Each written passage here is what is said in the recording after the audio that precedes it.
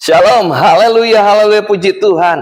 Menjelang kedatangan Yesus kembali, hari ini kita akan bicara menghargai kasih karunia Tuhan. Haleluya, haleluya. Nah, kasih karunia Tuhan yang Tuhan berikan bagi kehidupan kita, bukan untuk kita hidup suka-suka, bukan untuk kita jatuh bangun di dalam dosa, tetapi justru ketika kita menyerapi kasih karunia Tuhan, hidup kita untuk kemuliaan bagi nama Yesus Kristus. Kita menjadi terang dan garam bagi kemuliaan bagi nama Yesus Kristus. Inilah firman Tuhan katakan, masuklah dalam pintu yang sempit. Kita mau fokus untuk kemuliaan bagi nama Yesus. Kita mau pikul salib Kristus untuk kemuliaan bagi nama Yesus. Marilah kita kerjakan keselamatan kita dengan takut dan gentar untuk kemuliaan bagi nama Yesus. Janganlah kita suam-suam kuku, tetapi roh kita menyala-nyala dan layanilah Tuhan. Itulah untuk kemuliaan bagi nama Yesus Kristus. Dan ketika kita memiliki roh yang menyala-nyala, haleluya, haleluya,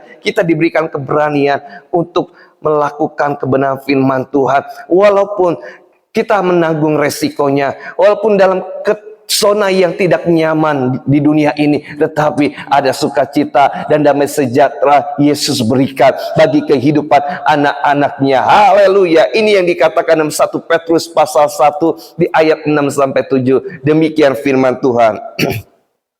Bergembiralah akan hal itu, sekalipun sekarang ini kamu seketika harus berduka cita oleh berbagai-bagai pencobaan. Maksud semuanya itu ialah untuk membuktikan kemurnian imanmu yang jauh lebih tinggi nilainya daripada emas yang fana, yang diuji kemuniannya dengan api, sehingga kamu beroleh puji-pujian dan kemuliaan dan kehormatan pada hari Yesus menyatakan dirinya. Jangan karena masalah kita menjual Yesus, jangan karena pergumulan kita menjual Yesus, menjual iman kita, meninggalkan Yesus Kristus.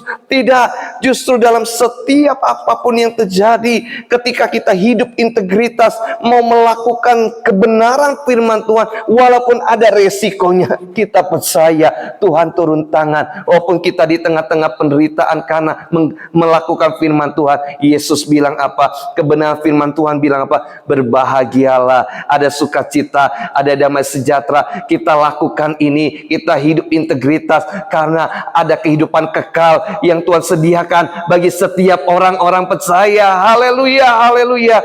Maka kita diteguhkan kembali. Ayo, jangan hidup serupa dengan dunia ini.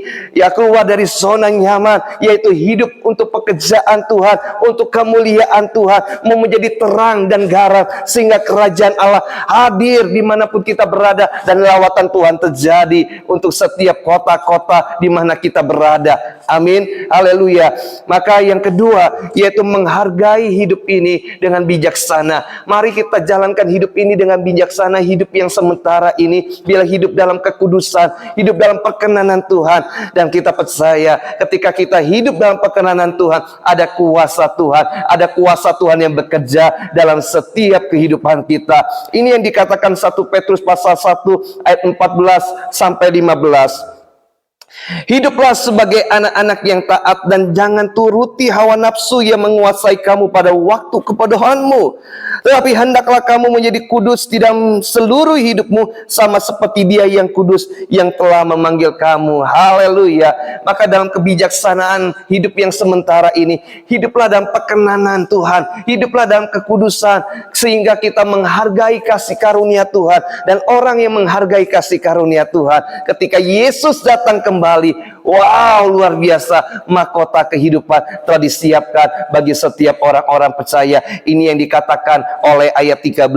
Sebab itu siapkanlah akal budimu, waspadalah, dan letakkanlah pengharapanmu seluruhnya atas kasih karunia yang dianugerahkan kepadamu pada waktu penyataan Yesus Kristus. Haleluya, haleluya. Maka yuk, hargailah kasih karunia Tuhan. Waktunya sebentar lagi Yesus akan datang kembali. Bersiap sedialah iman yang kuat, roh yang menyala-nyala, dan layanilah Tuhan. Dan kita menjadi terang dan garam di dunia ini. Haleluya. Tuhan Yesus berkati kita semua. Amin. Haleluya.